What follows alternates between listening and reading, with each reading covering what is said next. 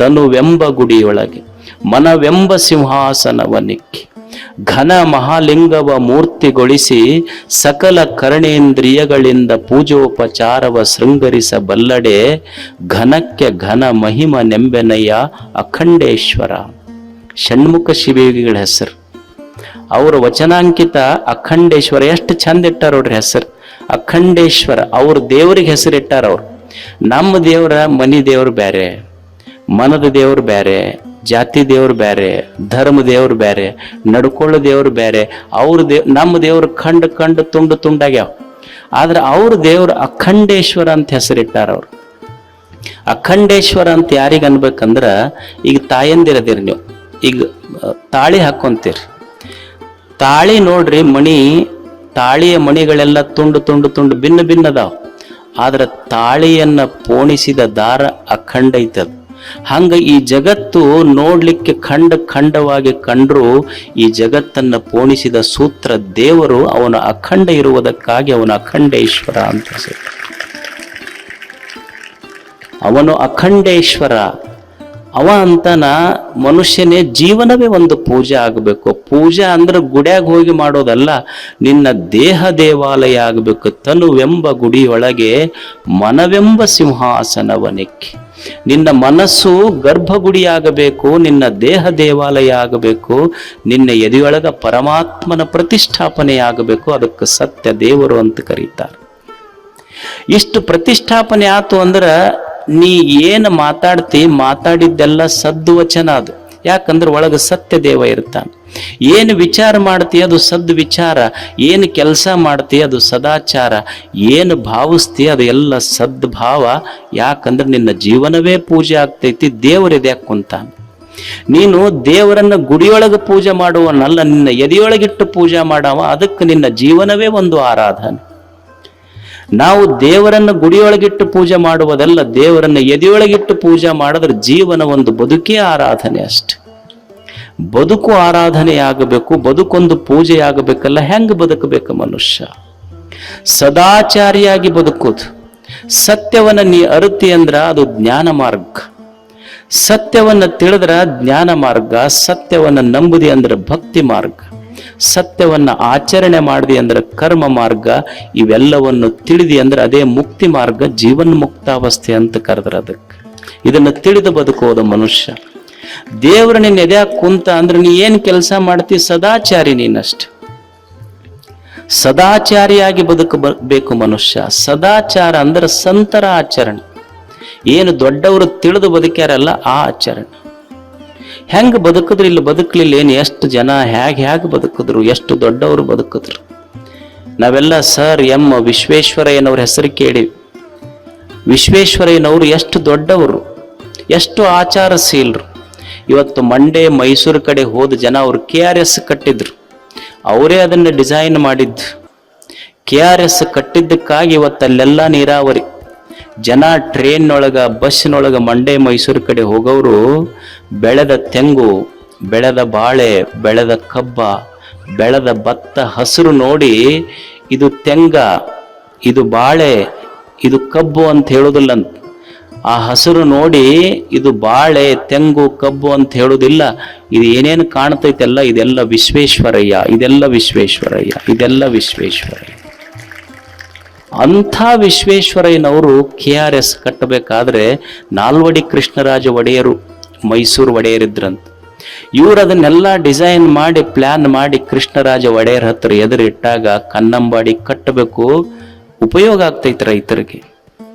ಅವಾಗ ಕೃಷ್ಣರಾಜ ಒಡೆಯರು ಸ್ವಲ್ಪ ಹಿಂದ ಮುಂದ ಮಾಡಿದ್ರಂತ. ರೊಕ್ಕ ದುಡ್ಡು ಎಲ್ಲಿಂದ ತರೋದು? ಅವ್ರ ಹಠ ಹಿಡಿದು ಒಪ್ಸಿದ್ರಂತ. ಅವ್ರಿಗೆ ಇವು ಮಾಡ್ಲೇಬೇಕಿದನ್ನಂತ. ಯಾರೋ ಒಬ್ರು ಕೇಳಿದ್ರಂತ ವಿಶ್ವೇಶ್ವರಯ್ಯನವ್ರಿಗೆ, ಅಲ್ಲ ಮೈಸೂರು ಮಹಾರಾಜರ ಒಡೆಯರು ನಾಲ್ವಡಿ ಕೃಷ್ಣರಾಜ ಒಡೆಯರ್ ಅವ್ರ ಹತ್ರ ಹೋಗಾಕನ್ನ ಜನ ಹೆದರ್ತಾರ, ನೀವು ಹಠ ಹಿಡಿದು ಅವ್ರಿಗೆ ಕಂಪೆಲ್ ಮಾಡ್ತೀರಿ, ಆರ್ಡರ್ ಮಾಡ್ತಿರಲ್ಲ, ಈ ಶಕ್ತಿ ನಿಮಗೆ ಎಲ್ಲಿಂದ ಬಂತು ಅಂತ. ಇಷ್ಟು ಧೈರ್ಯ ನಿಮಗೆ, ಮಹಾರಾಜರಿಗೆ ಎದೆಗೊಟ್ಟು ಹೇಳುವಂತ ಧೈರ್ಯ ಎಲ್ಲಿಂದ ಬಂತ ನಿಮಗ? ಅವಾಗ ವಿಶ್ವೇಶ್ವರಯ್ಯ ಹೇಳದ್ನಂತ, ನೋಡು ಮಹಾರಾಜರಿಗೆ ಸತ್ಯವನ್ನ ಸತ್ಯದಂತೆ ಹೇಳುವ ಎದೆಗಾರಿಕೆ ನನಗೆ ಎಲ್ಲಿಂದ ಬಂತು ಅಂದ್ರೆ, ನಾನು ದಿವಸ ಅರಮನೆಗೆ ಹೋಗುವಾಗ ನಂದೊಂದು ಪಾಕೆಟ್ನಾಗ ರಾಜೀನಾಮೆ ಪತ್ರ ಇಟ್ಕೊಂಡ ಹೋಗಿ ನಾನು ಹಂಗ ಹೋಗುದಿಲ್ಲ ಅಂತ ಹೇಳಿದ್ರಂತ. ಅದಕ್ಕ ಧೈರ್ಯ ಬಂದೈತಿ ನನಗೆ. ನಮ್ಮ ಬಕ್ಕಣದಾಗ ನಾವು ನೌಕರಿಗೆ ಅರ್ಜಿ ಇಟ್ಕೊಂಡು ಹೋಗ್ತೀವಿ, ಅವ ಪ್ರತಿನಿತ್ಯ ರಾಜೀನಾಮೆ ಪತ್ರ ಇಟ್ಕೊಂಡು ಹೋಗ್ತಿದ್. ನನ್ನ ಸತ್ಯದ ಆಚರಣೆಯಿಂದ ಈ ಧೈರ್ಯ ಬರ್ತೈತಿ. ಇವತ್ತು ನಮ್ಮೆಲ್ಲ ಆಫೀಸರ್ಗಳು ಅದೆಲ್ಲ ನೋಡ್ತೀವಲ್ಲ ವ್ಯವಸ್ಥೆಯೊಳಗೆ, ಯಾಕೆ ಧೈರ್ಯ ಇಲ್ಲ, ಯಾಕೆ ಟೆನ್ಷನ್ನು ಅಂದ್ರೆ ನಮಗೆ ಸತ್ಯದ ಆಚರಣೆಯ ಕೊರತೆ ನಮ್ಮಲ್ಲಿ ಐತಷ್ಟೆ. ಸತ್ಯದ ಅನುದಾನದಿಂದ ಜಗತ್ತು ಕಟ್ಲಿಕ್ಕೆ ಅವ್ರೇನು ಅನುದಾನದಿಂದ ಕಟ್ಲಿಲ್ಲ, ಸತ್ಯದ ಆಚರಣೆಯಿಂದ ಕಟ್ಟಿದ್ರು. ನಮಗ ಆ ಧೈರ್ಯ ಇಲ್ಲ ಅಷ್ಟು. ಯಾರೋ ಒಬ್ಬರು ರಿಟೈರ್ಡ್ ಆದ್ರಂತ ಆಫೀಸರ್. ರಿಟೈರ್ಡ್ ಆದ್ಮೇಲೆ ಅವ್ರ ಸ್ನೇಹಿತರಿಗೆ ಹೇಳ್ತಿದ್ರಂತ, ನಮಗೆ ಅರ್ಧ ಪಗಾರ ಬರಕತ್ತೈತಿ ನೋಡ್ರಿ ಅಂತ. ಅವಾಗ ಅವ್ರು ಹೇಳಿದ್ರು, ಅಲ್ರಿ ಮತ್ತೆ ರಿಟೈರ್ಡ್ ಆಗಿರಿ, ಈಗ ಅರ್ಧ ಪಗಾರ ಬರ್ತೈತಿ. ಅಲ್ಲಿ ರಿಟೈರ್ಡ್ ಆದ್ರೆ ಏನಾಯ್ತು? ಅಲ್ರಿ ರಿಟೈರ್ಡ್ ಆದ್ರೆ ಏನು ಕೆಲಸ ಇರುವುದಿಲ್ಲ, ಅರ್ಧ ಪಗಾರ ಬರ್ತೈತಿ. ಅಲ್ರಿ ಮೊದಲು ಏನು ಕೆಲಸ ಮಾಡ್ತಿದ್ದಿಲ್ಲ, ಅವು ಪೂರ ಕೊಡ್ತಿದ್ರು, ಈಗ ಯಾಕೆ ಅರ್ಧ ಕೊಡ್ತಾರ ಗೊತ್ತಾಗುವಲ್ಲ. ಅಂದ್ರೆ ಎರಡೂ ಸೇಮ್, ನಾವು ರಿಟೈರ್ಡ್ ಆದ್ರೂ ಅಷ್ಟ ಅದೀವಿ, ಮೊದಲು ನೋ ಡಿಫರೆನ್ಸ್ ಎಟ್ ಆಲ್. ಅಂದ್ರೆ ನಮ್ಮ ಆಚರಣೆಗಳು ಹೆಂಗ ಸತ್ಯದ ಆಚರಣೆಯಿಂದ ಕಟ್ಟಬೇಕಾಗ್ತದೆ ಸಮಾಜ. ನಮ್ಮ ಕೊಪ್ಪಳದ ಹತ್ರ ಒಂದು ಕಿನ್ನಾಳ ಅಂತ ಒಂದು ಹಳ್ಳಿ ಐತಿ. ಸತ್ಯದ ಆಚರಣೆ ಹೆಂಗಿರ್ತದೆ? ಮೊನ್ನೆ ಗಣಪತಿ ಹಬ್ಬ ಬಂತು. ಗಣಪತಿ ಹಬ್ಬಕ್ಕ ಊರನವರೆಲ್ಲ ಪಟ್ಟಿ ಮಾಡಿದ್ರು. ಪಟ್ಟಿ ಮಾಡಿ ಹುಡುಗರು ಡಿಜಿ ತಂದು ಕುಣಿಲಿಲ್ಲ, ಕುಡಿದು ಕುಣಿಲಿಲ್ಲ, ಡಿಜಿ ಹಚ್ಚಿ ಗಣಪತಿ ಮುಂದೆ ಕುಣಿಲಿಲ್ಲ. ಅವ್ರು ಏನು ಮಾಡಿದ್ರು ಅಂದ್ರ ಗಣಪತಿ ಇಟ್ರು, ಪೂಜಾ ಮಾಡಿದ್ರು, ಬಂದು ದುಡ್ಡೆಲ್ಲ ಊರಿನ ರಸ್ತೆ ಇರಲಿಲ್ಲ, ಸರ್ಕಾರಕ್ಕೆ ಅನುದಾನ ಕೇಳಿಲ್ಲ, ಬಂದು ದುಡ್ಡಿನಿಂದ ತಾವೇ ಊರಿನ ರಸ್ತೆ ಮಾಡಿಕೊಂಡ್ರು. ಅನುದಾನದಿಂದ ಕಟ್ಟುವುದಲ್ಲ, ಆಚರಣೆಯಿಂದ ಕಟ್ಟಬೇಕಾಗ್ತದೆ ಜಗತ್ತನ್ನು. ಆಚರಣೆಯಿಂದ ಕಟ್ಟಬೇಕಾಗ್ತದೆ. ಅದಕ್ಕ ಸತ್ಯದ ಆಚರಣೆ ಬಹಳ ಮುಖ್ಯ. ಆಮೇಲೆ ಗಿಣಿಗೇರಿ ಅಂತ ಒಂದು ಊರು ಐತಿ, ಗಿಣಿಗೇರಿ. ಅಲ್ಲೊಂದು 280 ಎಕರೆ ಕೆರೆ ಇತ್ತು. ಅದು ಎಲ್ಲ ಸ್ವಲ್ಪ ಅವರು ಇವರು ಅಕ್ವೈರ್ ಮಾಡ್ಕೊಂಡಿದ್ರು. ಆ ಗಿಣಿಗೇರಿ ಕೆರೆ ಪುನರುಜ್ಜೀವನ ಮಾಡ್ಬೇಕಂತ ನಾವೆಲ್ಲ ಕೂಡಿ, ಹಳ್ಳಿ ಜನ ಕೂಡಿ ಒಂದು ಪ್ರಯತ್ನ ಪಟ್ಟಿವಿ. ನಿಮಗೆ ಆಶ್ಚರ್ಯ ಅನ್ನಿಸ್ಬೋದು, 280 ಎಕರೆ ಕೆರೆ ಹೂಳೆತ್ತಿ, ಒಟ್ಟ ನೀರಿದ್ದಿದ್ದಿಲ್ಲ ಕೆರೆಯಾಗ. 18 ವರ್ಷ ನೀರಿದ್ದಿದ್ದಿಲ್ಲ, ತುಂಬಿದ್ದಿಲ್ಲ ಕೆರೆ.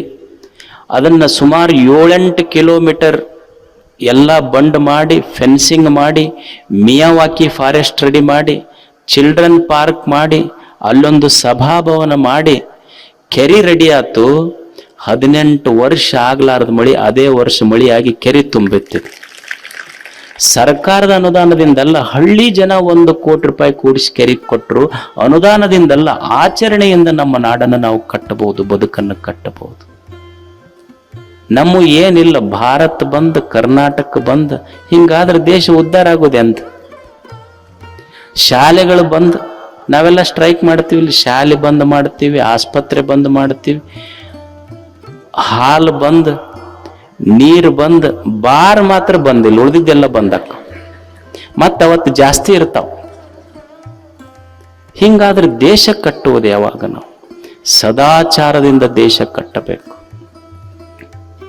ಮನುಷ್ಯನೊಳಗೆ ಸದಾಚಾರ ಇರಬೇಕು, ಸದ್ಬುದ್ಧಿ ಇರಬೇಕು, ಸದ್ಭಾವ ಇರಬೇಕು. ನಮ್ಮ ಬುದ್ಧಿ ಹೆಂಗಾಗ್ಯಾವ ಅಂದ್ರೆ ಸ್ವಲ್ಪ ಕೆಟ್ಟಾವ.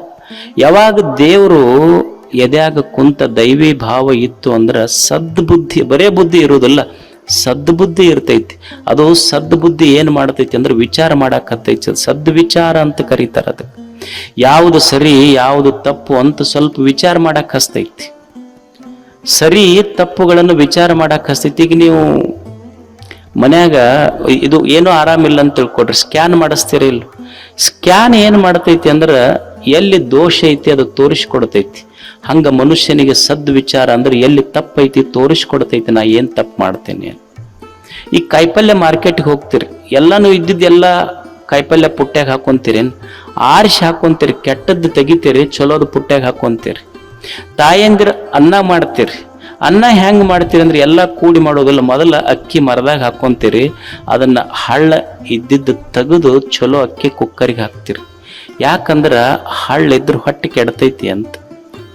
ಹ್ಯಾಂಗ ಕೆಟ್ಟ ಹಳ್ಳ ತೆಗೆದು ಚಲೋ ಅಕ್ಕಿ ಜೀವನ ಮಾಡ್ಕೊಂತಿರಲ್ಲ, ಜೀವನ ಅಂದ ಮೇಲೆ ಕೆಟ್ಟದ್ದು ಬರ್ತಿರ್ತೈತಿ. ಕೆಟ್ಟದ್ದು ಹಳ್ಳ ತೆಗೆದಂಗ ತೆಗೆದೊಗಿಬೇಕು, ಚಲೋದ ಅಕ್ಕಿ ಹೆಂಗ ಊಟ ಮಾಡ್ತಿರಲ್ಲ ಹಂಗ ಬದುಕಿನಲ್ಲಿ ಅಳವಡಿಸಿಕೊಂಡು ಬದುಕುವುದಕ್ಕೆ ಸದ್ ವಿಚಾರ ಅಂತ ಕರೀತಾರೆ. ಇದು ಸದ್ ವಿಚಾರ.